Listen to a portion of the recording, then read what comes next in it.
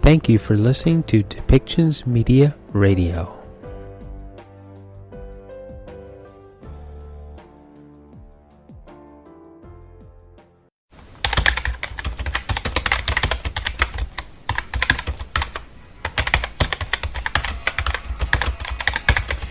Welcome to Policy and Rights, the show about human rights and government policy.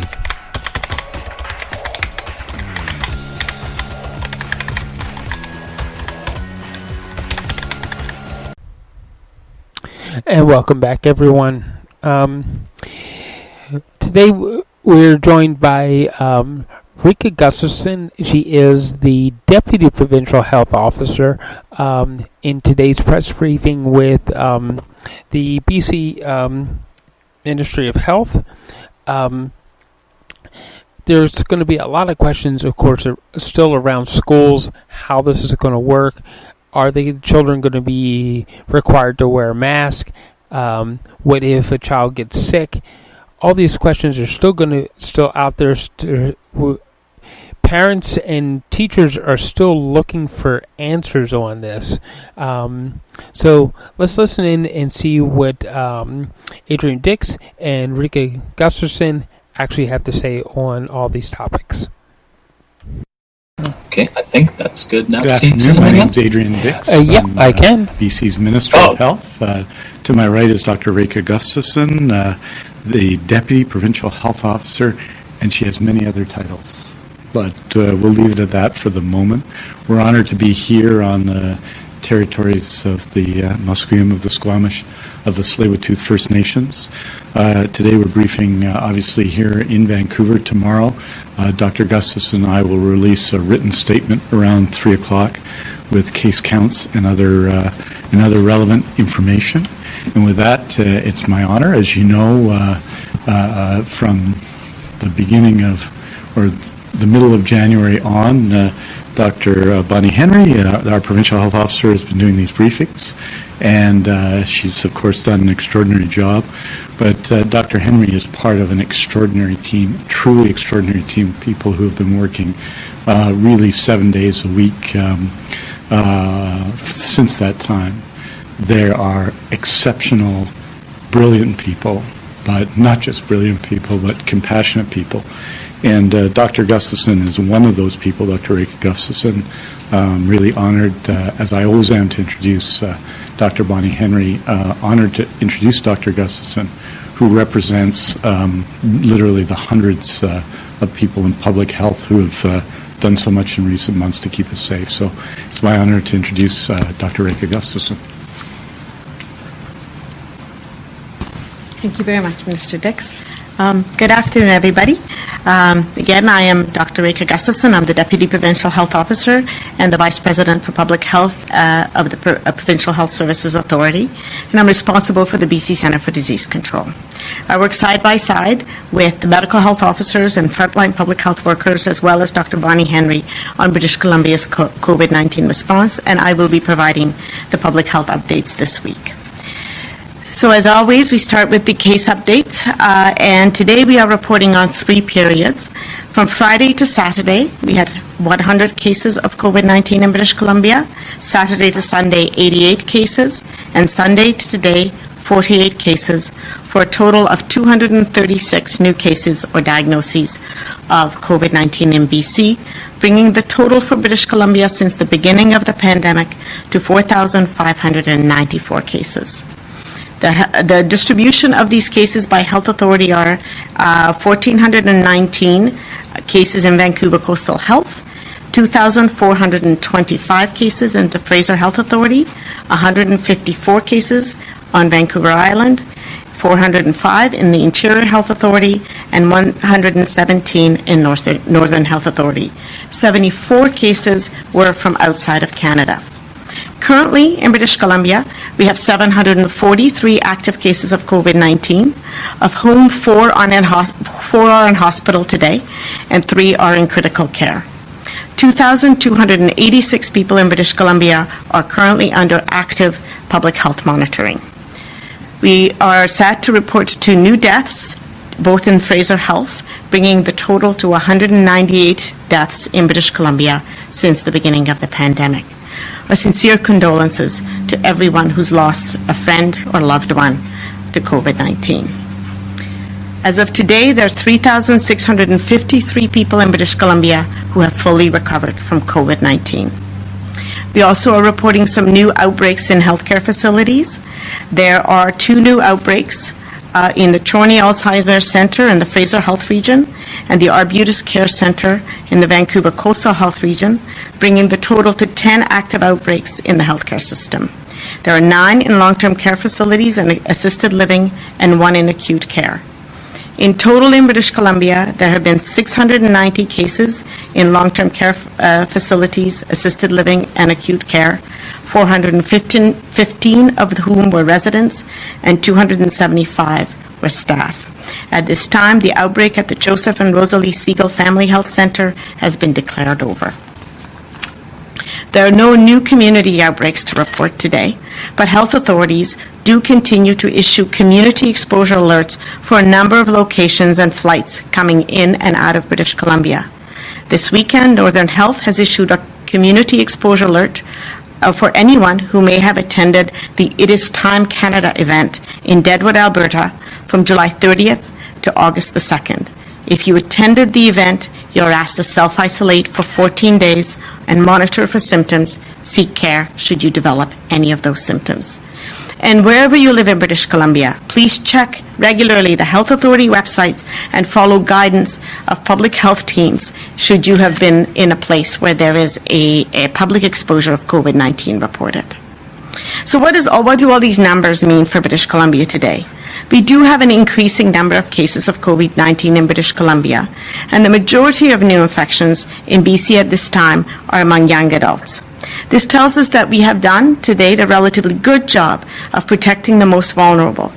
But we are also reporting some new outbreaks in long-term care facilities, and that's a really important reminder for us all that the risk to vulnerable citizens of British Columbia remains.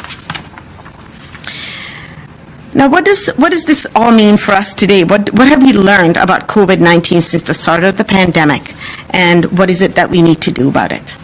Well, what we do know is that COVID-19, especially among young and healthy individuals, not always, but can be and often is, a relatively mild infection. And in fact, the disease can spread with very mild symptoms or before symptoms appear at all. This is, again, particularly the case for young adults who make up the majority of cases in BC today. This actually makes things quite challenging, and that's because some people may not even realize that they have COVID-19 and they can inadvertently spread it to others, to friends, to colleagues, to family members, and other vulnerable people in their circle, in their community, and even in their workplace.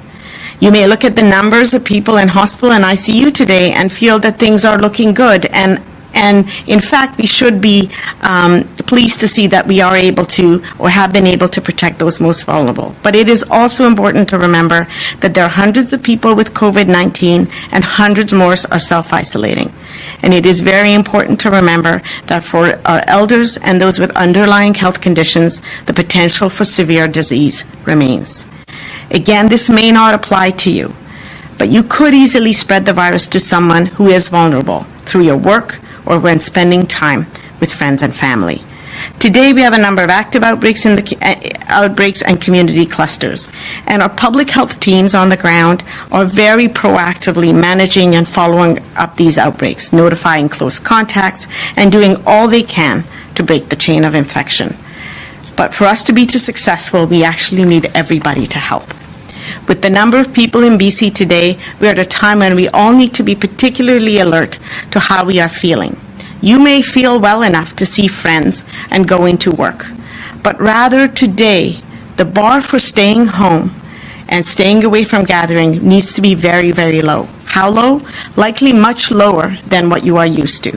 With any symptom at all, please stay at home. Please do not go into gatherings. And that makes you a COVID-19 champion who chooses to stay at home and stay away from others when feeling even the slightest bit ill. Making that choice is choosing to keep yourself and others healthy. And in particular, because COVID-19 can be spread before you develop symptoms, it is essential that if you have been contacted by public health and been told that you are a contact of COVID-19, please stay at home for the full period recommended by public health. This is an extremely important way to protect people with whom you work, with whom you interact, and those in the community. So where we are today is that we all know what we need to do to protect ourselves and each other, and this is the time for us to be using all the layers of protection. We can all do our part by working together while staying apart. I'm asking you to please understand the risk and be an influencer and a champion. Be the person that supports your friends and family to do the right thing, and know that by doing so, you're helping to keep all of us safe. And I'd like to finish by thanking all of you for what you're already doing, because I know that British Columbians are working to protect their friends, their family, and their community every day. Thank you.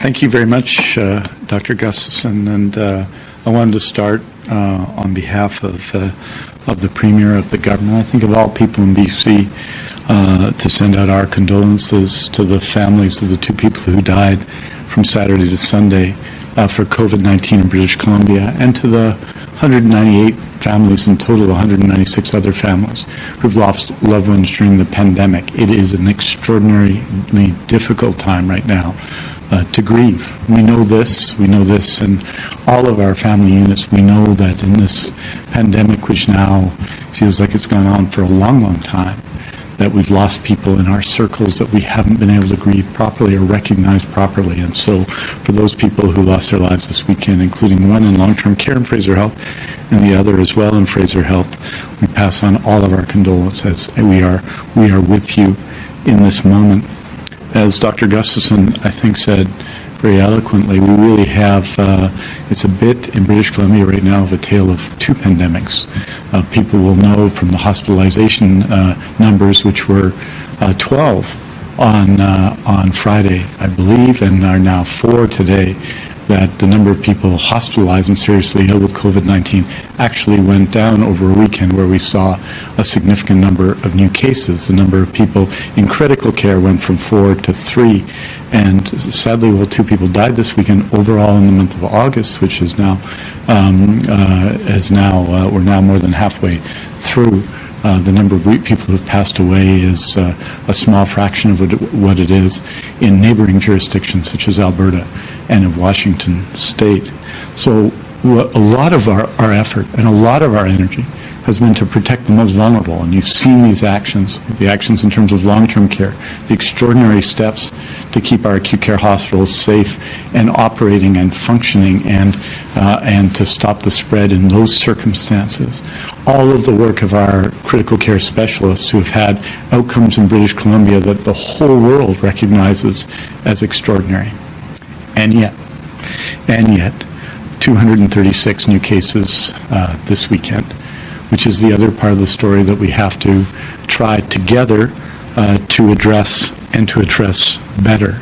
I spent a good part of the weekend, Friday and Saturday and Sunday, engaged with young people, encouraging young people to talk about, in their own ways, in their own language, with one another, to influence one another about the issue of COVID-19. I've been actually so inspired by their willingness to do so, by their understanding and their ability to translate some of the things we're trying to say in a way that works for them. And we need that, because this pandemic is not ending soon. This pandemic that we're all tired of, so very tired of, will be going on now, we would expect, well through 2021 into 2022. The measures we have to take together, this new normal we have to fashion together and in some ways enjoy together. This new normal is going to be in place for a long time. And the way that we address that, the way we deal with that as a society, is inevitably has to be by choice and by engagement and by talking to each other and by encouraging one another. And when we fall, helping one another up. And that's a big part of what we need to do. As well, we need to, on occasion, have surveillance and enforcement. And over the weekend, as committed, I noted, for example, on Friday, that ongoing surveillance and enforcement operations have resulted in the closure of several bars, restaurants, and nightclubs following transmission events, some by public health order and some voluntary. Just 3 of those nightclubs alone, the Pierre Champagne Lounge and the linked West Oak Restaurant, along with the Ivy Lounge and the Trump Hotel, are associated with a significant number of cases of COVID-19 as public health continues its case finding and management. All three remain closed and will not reopen until advised by public health. This past weekend, as committed, August 14th, 15th, and 16th, Fraser Health and Vancouver Coastal Health visited a total of 128 banquet facilities after reported concerns re the number of guests present at some banqueting halls and the concerns re adherence to required plans. We have, through that review, and I'm very happy to report a relatively low number of places under concern, identified 6 such banquet halls which are subjects of concern, which we'll be, of course, following up with to ensure that public health orders and guidance are followed. We obviously take this very seriously, and following up with the identified facilities, we'll be continuing to follow up with the identified facilities in the coming days. As well, WorkSafe BC has been performing its own checks over the weekend to determine their confidence that employers are aware of and implementing the requirements needed to keep workers safe. And we also, of course, have to highlight, though, the fact that so many restaurants and so many facilities are doing an excellent job in greeting people, following their COVID-19 plans. One of the major concerns we continue to have is private parties and private gatherings, and the most dangerous of which, of course, are indoor private parties and indoor private gatherings. So we are continuing to review what can be done about those and continuing to engage with people and discourage people from hosting such gatherings. 50 is not a maximum. Is not a minimum, I should say, and a maximum. 50 is the maximum number of people who can go to a gathering in British Columbia at this time. However, depending on where you are, the number that's safe for you and who's there is safe for you is considerably below this. So in summary on this question, I just want to recognize the efforts of many businesses, but say that we cannot let a few wreck it for everybody else. And that is the reason why action is being taken. That ministries are meeting and have met today to map out a more comprehensive approach to increase enforcement that will optimize the use of enforcement officers beyond public health, the municipalities, health authorities, WorkSafe, and police, that will come into effect later this week. As stated, and based on this information, the government will take further steps to impose stricter penalties. You can expect an announcement from my colleague, the Solicitor General, later this week on these enforcement measures. Public health, based on these additional measures, will continue to exercise their authority, but we should remember that public health is fully engaged now in supporting people in isolation, in contact tracing, and everything else. Their role in stopping the spread of COVID-19 is paramount, and we have to ensure that their role is both supported and protected in every way possible. I also want to briefly, and I'm sorry to go on, I will briefly give the PPE, report on PPE that we do every Monday. As you know, from March to last week's report on Tuesday, August 10th, the following PPE has arrived in BC. Just over 6 million N95 or equivalent respirators, 42 million surgical or procedure masks, 2.4 million pieces of eye protection, including goggles and face shields, 76 million pairs of gloves, just over 5.6 million gowns, which is, needless to say, a lot. Today I can tell you that over the past week, since my update last week on Tuesday, August 10th, up till yesterday, we received the following: 24,403 N95 or equivalent respirators, 4,814,300 surgical or procedure masks in the last week, 2,637 pieces of eye protection, 7,747,200 pairs of gloves, and 246,310 gowns. As you will be aware, all of that material is being tested to ensure that it is safe and efficient product for our healthcare system. Just finally, everywhere we need to do, everywhere and everything we need to do to stop the spread is at our fingertips, more so now than ever, than even 3 months ago. And yet there are those who tap into the fact that we're all tired, that there's a new normal that doesn't hold a candle to what it once was, that we miss what we used to do and what we expected to do. Those hosting, organizing, or making their properties available to large parties and gatherings that break the rules, ignore the guidance, and violate provincial health orders should know this. Using a pandemic to pander to those who are ready to bend the rules, not the curve, comes with consequences. People need to understand that they need to hold themselves, and we need to hold each other responsible for doing the right thing. No immunity, no impunity. There certainly isn't from COVID-19. Whether it's those who think they can escape the ravages and lasting impacts of COVID-19, or those who think they can counter our efforts to stop the spread without consequence, there are two things to understand about COVID-19 and our BC effort. There is no immunity, and that to be successful, we have to work together every day and appeal to the best in one another all the time.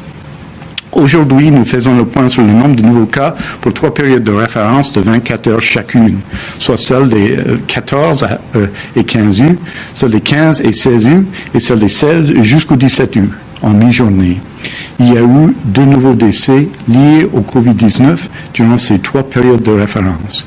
Nous offrons nos condoléances aux familles et aux amis des 198 personnes décédées COVID-19 et à tous ceux qui ont perdu des êtres chers au cours de cette pandémie. À ce jour, 3653 personnes dont le test de dépistage de COVID-19 était positif sont maintenant rétablies. Pour la première période de référence qui s'étend jusqu'au 15 août, nous avons eu 100 nouveaux cas. Pour la deuxième période de référence qui s'étend jusqu'au 16 août, nous avons eu 88 nouveaux cas. Au cours des dernières 24 heures, 48 nouveaux cas se sont ajoutés. Cela représente 236 nouveaux cas depuis notre dernière mise à jour vendredi, pour un total de 4594 cas en Colombie-Britannique. Parmi l'ensemble des cas confirmés de COVID-19, 4 personnes sont actuellement hospitalisées, dont 3 en soins intensifs. Merci beaucoup. Thank you very much. We're happy to take your questions. Thank you, Minister. And before we take questions, a reminder to the media to please press *1 to line up for questions. We will be taking 1 question and 1 follow-up this afternoon. And again, a reminder to the media, please do not mute your phones. You will not be heard until I call your name. We begin today with Tanya Fletcher, CBC. Tanya, go ahead, please. Thank you very much. Minister, this first question is for you, and if we could get a response in French on this as well. You just mentioned banquet halls are one thing, but if you can speak to the challenge of monitoring or enforcing behavior at private parties, if those events continue to be a concern, in people's own homes, what more can or will you do beyond education, and will the update that you alluded to from the Solicitor General include penalties around that? I think it's an important question to deal with. We have as you know, a history of respect for people's homes. A person's home is their castle, they used to say. I think some of that dates back to the Magna Carta, so we want to be respectful of that. And so to be effective across the system, we have to understand, and across communities, we all have to understand our obligations to one another. We have seen, and because public health reviews all the cases, that circumstances where people have essentially transmitted COVID-19 to one another in family circumstances with relatively small gatherings. So the importance of physical distancing and the importance of reaching out and convincing people of the need over a very significant time that lays ahead of us, the need to act in different ways is fundamentally important. It's important if you're 21, 31, 56, or 81. It's important for everybody. So that part of it, the convincing part, the asking everybody, but especially what I've been doing this weekend, asking people who can influence people from 20 to 40. And by the way, 20 to 40 may be seen as young, and from my point of view, I guess it is seen as young, but it's not young. And people, I think, and the people I've met on this weekend understand that and understand their obligation to one another and to their parents and to their grandparents and those that they know who, I don't know, might have diabetes or something and be even more vulnerable than they are. So the key part of our message, Tanya, is influencing and convincing, as it has been from the beginning, because to be most effective, you have to have that first. We all have to buy in, and overwhelmingly people in BC have bought in. And we can see that a little bit in these numbers. We have 4 people in hospital today with COVID-19, which is, by our standard, I think it may well be our lowest total since way back in March of people in hospital. So lots of good things are happening. So how do we deal with issues in home? Those are one of the things we're also looking at in addition to that, and in terms of the responsibilities people have. And that means that, and those are some of the issues that my colleague and all of a variety of ministries of government are taking a look at to communicate that message and to ensure that's come through. Now, Dr. Henry and the team of public health did make some changes with respect to short-term rentals that were relevant and have been relevant to outbreaks and will make, I think, a difference in the future. I think those changes came around July 23rd, and she in public health made a series of changes and limits to the number of people who can be invited in short-term rentals, for example, and houseboats and other changes that were, I think, significant changes at that time and that are helpful in enforcing that end of it. But the one place, you're quite right, that's the final challenge that we have to do some convincing but also look at to see if enforcement could be helpful in this regard is a private residence party hosted by the person who either rents or owns that residence. And it's a concern, and it's certainly something my colleague, the Solicitor General, is looking at. Do you have a follow-up, Tanya? En français? I do, please, thanks. Okay. Sure. Juste en français pour dire que c'est essentiel de convaincre tout le monde, n'est-ce pas? C'est essentiel de convaincre. Et c'est pour cette raison que j'ai passé une grande partie du week-end en parlant avec des jeunes, ou de toute façon des personnes de 20 à 40 ans, de parler à eux et de demander à eux de faire partie de la solution de cette question, de communiquer avec leurs camarades, leurs amis, leurs coéquipiers, qui que ce soit, pour assurer qu'on est en mesure de convaincre et de faire tout ce qu'on veut faire pour se battre contre le Covid-19 qui n'entend pas nos excuses et qui est redoutable, bien entendu. Donc, on a fait tout cela.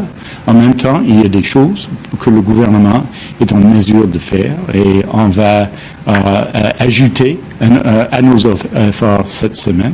On a fait un tas d'efforts pendant ce week-end et depuis plusieurs mois, mais il faut en faire plus. Et mon collègue, le solliciteur général, Mike Farmer, va en parler plus tard cette semaine.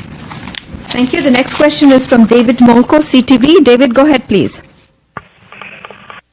Hi, Minister. I just wanted to follow up on Tanya's question there about enforcement. I know I'm jumping the gun here as well, but on the local level, when it comes to maybe beaches and parks and shopping streets and all of that, what might enforcement look like, and how would you sort of explain that tricky balance between, buying in, shaming somebody, and also enforcing it?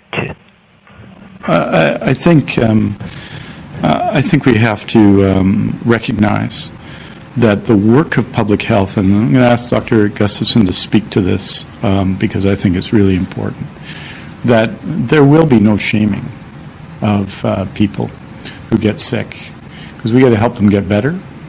And overwhelmingly, and I mean even in the last couple of weeks where there's been a significant number of cases, the willingness of people who test positive or who are required to go into isolation because their association with people who have tested positive, that cooperation is essential to stopping the spread. And that involves working with people and supporting them and helping them when they get sick. And that is the essential work that public health does. When we say we have 2,200 people under observation, those people are being worked with every single day by public health. And that part of stopping the spread and of enforcement, that is the most important thing we do. And it's extraordinary work being done by people in public health every day. And so all of those things are important. I think we have to understand and be precise about areas where we have vulnerabilities. And one of those areas, for example, is in the broad area of agriculture and food processing. And we've seen that with a series of relatively large outbreaks in food processing plants, and more recently in a blueberry processing plant in Abbotsford. And that requires a different kind of effort, just as our enormous effort in long-term care, we focused in on those issues, required a different sort of effort. So I think we have to be precise here. The places where there's the greatest danger is our private parties where alcohol is involved, and it's inside. And I know that people see outside more than inside because it's outside. But those are the places where we have to communicate to people. Don't hold private parties. Watch the Canucks with your bubble in the Stanley Cup run. We've got to communicate that message and find ways, should there be issues, to work with all of the people out there to both encourage people to follow the guidance of public health and to follow the rules of public health, but also, and that's really important, I think, but and provide on the business side of that some clear direction that should rules not be followed, that people are required to adhere to, that they be followed. So these are things we're working with, but maybe I could ask Dr. Gustafson to speak about the main issue. Hi. So yes, with respect to helping people comply with the guidance that we have given, I think one of the things that we need to recognize is that we're all learning together. And we have some broad guidelines that public health has provided based on the characteristics of COVID-19, knowing how it's transmitted, knowing that transmission can occur more easily indoors and when you're in close proximity to people, and especially when you have symptoms or when you have been exposed to COVID-19 and you may be just before your symptoms. So we have given these guidelines over many, many weeks, where I think public health, the work of public health needs to continue and has been very strong, is working with people to apply these guidelines to their contexts, whether that's a school, a post-secondary institution, a small workplace of 20 people, or a large workplace or a business. The guidelines are actually simple, but when you are applying it to your place of work, your place of study, you will probably have questions. You will need support. And one of the areas where public health has been working very, very hard is providing institutions and services the guidance and the problem solving day to day, as well as healthcare institutions, the day-to-day problem solving of how do I make that happen and still function and still make sure that I deliver the services that I need to deliver, or that I serve the people that I serve, or I create the product that I need to create. So at this time, we're 6 months into, or 9 months into this now, and or getting close to 9 months into this, and we are still learning together. But absolutely, regulations and enforcement have a role, as Minister Dix has suggested and indicated. There's also a great deal of influencing and learning together and helping each other through being able to follow those rules. And being able to follow those rules varies by your capacity, by your age, and doing the very best we can and learning as we go along. And I would like to speak a little bit about learning. One of the learnings we did was with respect to nightclubs and the types of regulations and recommendations that were put in place for restaurants and how those needed to be changed. And that's a really important learning that we did, and that to which we responded through guidelines and regulations. Do you have a follow-up, David? Yeah, Mr. Dix, I appreciate your point there about outdoor gatherings being the most visible, but indoors presenting the greatest danger. And perhaps this follow-up is for Dr. Gustafson. Dr. Gustafson, can you give us a sense from your contact tracing if we've seen many or any cases of outdoor transmission linked to parks and beaches and other places? Have we seen that at all?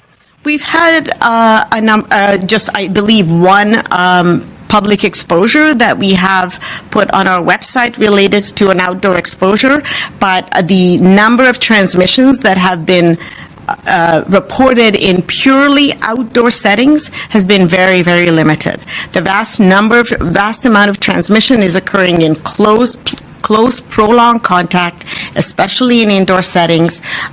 So that means among people who are spending a lot of time together and in very close proximity.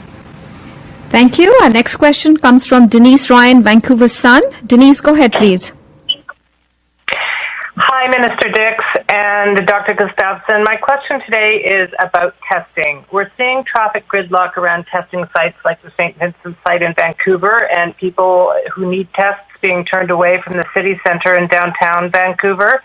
Why are people being turned away if there's a capacity for 8,000 tests a day in BC? And how do you plan to ensure that health authorities throughout the province have the resources they need to meet the demand for tests if numbers surge as we move into cold and flu season in the fall? Thank you. That's a really important question. And yes, we have been working on testing capacity in two ways. One is the testing capacity in the laboratory. So that's when the specimen has arrived to the laboratory. And that's a really important place to work on testing capacity. And we've been putting a lot of effort into that testing capacity.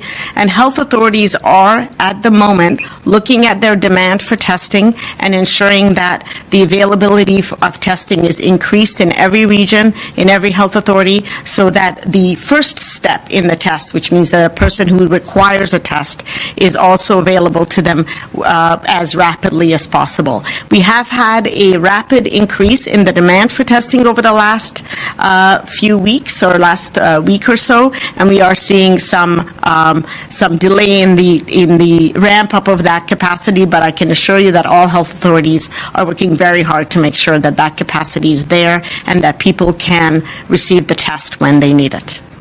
Follow-up, Denise? Yes. You mentioned that you're working on testing capacity in two ways, in the laboratory and saying that people who need tests are getting them. Is the delay then in the site testing, when you say there's a capacity for 8,000 to be tested daily in BC, does that mean there's a laboratory capacity but not necessarily a site capacity?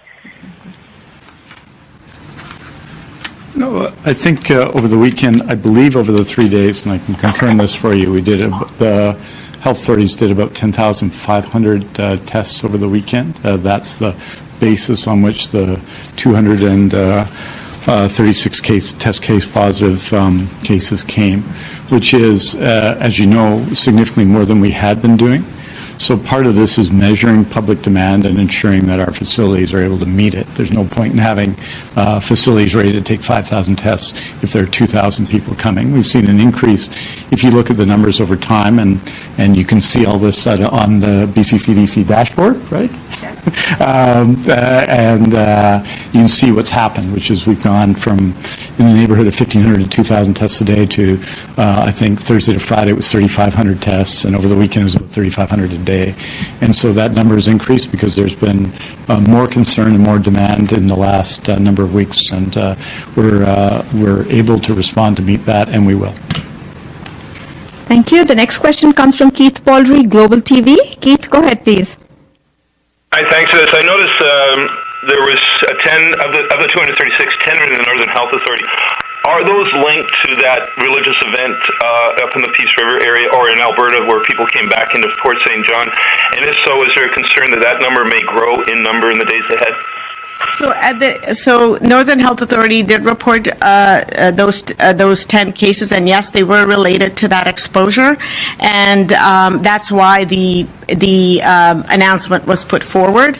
And when we do put an announcement out, we are asking people to self-monitor because they have been exposed, and we also are asking them to get a test if they develop symptoms. So the reason that this announcement is put out there is to make sure that people who may have been exposed know that they have been exposed and get can get tested. So absolutely, there's a possibility that there will be additional diagnoses related to that. But once we know that there's an exposure, that's actually our goal. That should anybody have been exposed and infected, we diagnose them as early as possible. And the other thing that our goal is with an announcement like this is that if somebody has been exposed, they are currently self-isolating, and therefore in the time period between now and if and when they develop symptoms, they are not exposing anybody else. Thank you. Do you have a follow-up, Keith? No, that's good. And our next question comes from Amy Smart, Canadian Press. Amy, go ahead, please. Hi there. I'm just hoping you can confirm this for me. I'm reviewing some of the numbers. Is it true that 100 is the highest number of single-day cases recorded yet? And as well, it seems like it's the highest number of active cases. So I'm not sure I can confirm that it is actually the highest. It's the second highest number that we have recorded, and to date in the pandemic. And of course, the daily numbers are something that we need to monitor. We also need to monitor trends over time and who's getting infected, where those individuals are transmitting to other people, and whether they belong to the vulnerable groups who are at highest risk of severe disease. And as an absolute number, as Minister Dix has just confirmed for me, is the second highest number since the beginning of the pandemic. Follow-up, Amy? And sorry, just to clarify, second highest single day or second highest case load or active case number? It's the second highest single day. And one of the things I would also like to just emphasize is that, and this is a really important number for us, and we are certainly monitoring it, and public health is very actively responding to the number of infections. One of the other things about this is that we have very broad availability of testing right now, and we are encouraging individuals with mild symptoms to be tested as well. And it does highlight that with that capacity, we are also able to track this epidemic very closely, which is one of our most effective interventions against COVID-19. Thank you. The next question comes from Marcella Bernardo, News 1130. Marcella, go ahead, please. Thank you, both of you, for taking my question. This is something for Adrian Dix. I would like you to please explain why police and Vancouver Park Board staff are telling us that they've been directed by the province not to issue tickets to rule breakers on beaches and on the Granville Strip. They claim that it's the province that is keeping them from issuing violation tickets.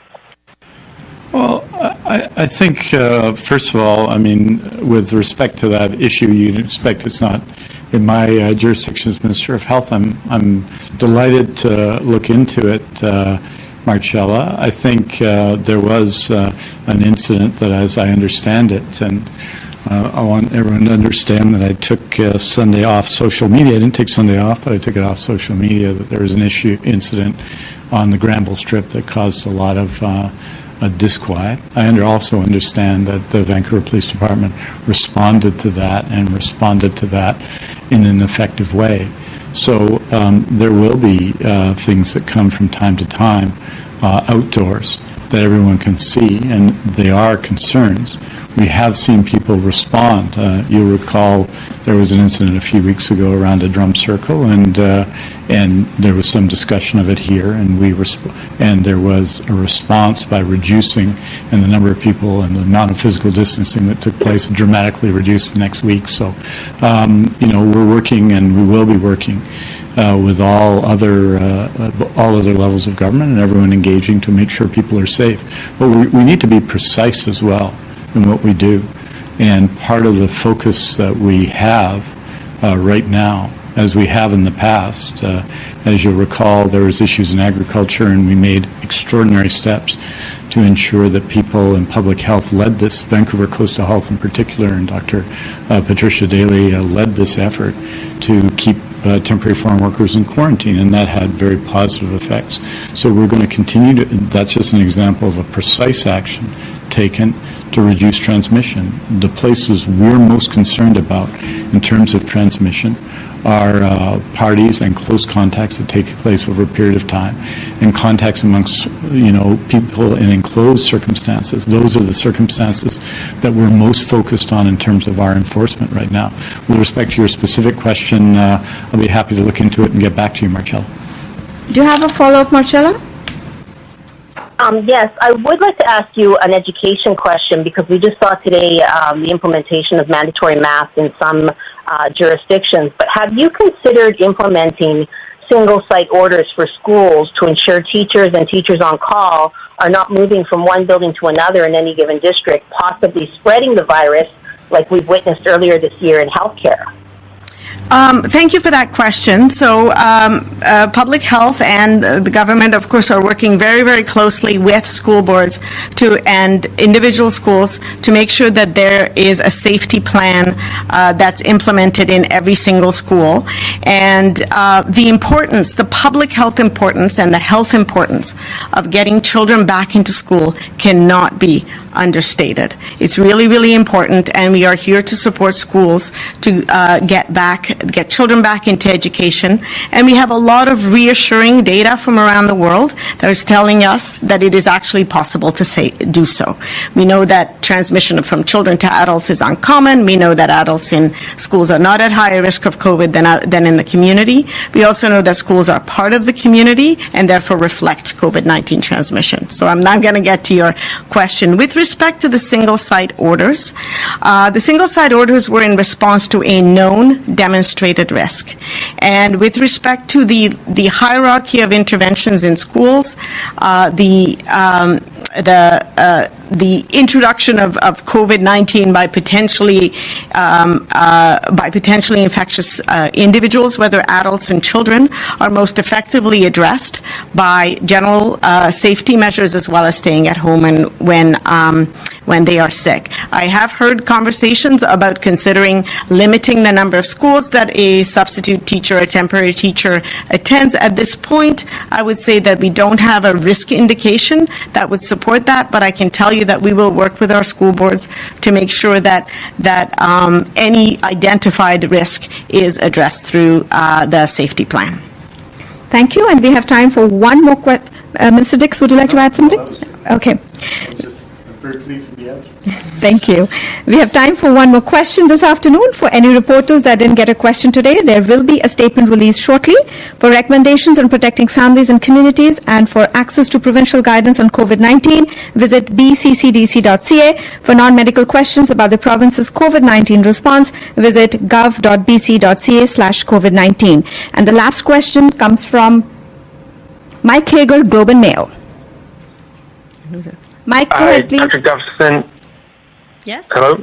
Dr. Gustafson, could you just illuminate us as to any issues you have with the plan to wear masks in schools? A lot of people are concerned that within the so-called learning groups, the students won't have to wear masks. What are your thoughts on that? So again, thank you for the question. And again, just to reiterate, I'm just so pleased to see the effort that we're all making together to get kids back into school. It's just so important. With respect to masks, we know that masks in general are quite low on the hierarchy of protections for COVID-19, and that's why they're limited. When we do recommend them, they're limited to the settings where usually during brief periods of time, the other control methods cannot be used. We know that children, again, are not very efficient transmitters of COVID-19, but we also know that you can limit the number, and they are at much, much lower risk of significant health outcomes from COVID-19 infection. We know that the most effective way of preventing COVID-19 is to make sure that you stay at home if you are sick. We know that we can add an important additional layer of protection by keeping our groups small, which is what the learning groups are about, and the decision to use masks as an additional layer of protection in the situations where the other control measures can be put in place is something that is being taken right now, and as every other control measure will be evaluated to make sure that children and students are able to do it safely and that it does provide an added benefit. But as to your question as to whether I am concerned that children are not going to be wearing masks in other situations, based on all the information that's available to us about COVID in schools, no, I am not. Do you have a follow-up, Mike? Well, I was just going to ask about ventilation. Is there anything being done to improve ventilation within the classrooms at older schools? I'm actually not aware if that's a particular intervention that's in place right now. It's certainly something that we can get back to you on. I don't know if Minister Dix has anything further to add. Just, Mike, I think the Minister of Education did a detailed press conference with some changes today, and I'm sure he'd be happy to respond. I think what you're seeing are two things. One, an extraordinary effort together by people involved to make sure that children and young people, teenagers, are safe when they go back to school, which is essential and important. And the effort, of course, to ensure that people do have the chance and the opportunity, and children do have the opportunity to get back to school. So extraordinary measures are taken. As you're aware, some $45 million in expenditures is being distributed across BC to make schools safer. And I'm sure the Minister of Education would have more to say on the details of that if you were to ask him. And with that, thank you very much. Thank you very much. This is the last question. It's been answered, and that's a wrap. Thank you all for joining us. All right, thank you for listening today. Hopefully that helps us ease some of the tensions around back to school and other things that are actually going on in our provinces, as far as we have almost reached a new high in a number of new cases. And what are we doing about that? How law enforcement is able to handle when they see parties that are actually outside of what the provincial health office says is good. Can they find the person? Can they what can they do to ensure that people stay within the healthy parameters, so that we don't continue to spread the virus, COVID-19. So thank you for listening again. You've been listening to Policy and Rights on Depictions Media. And please do find the subscribe button, click it, and share with your friends. Thank you so much, and have a good day.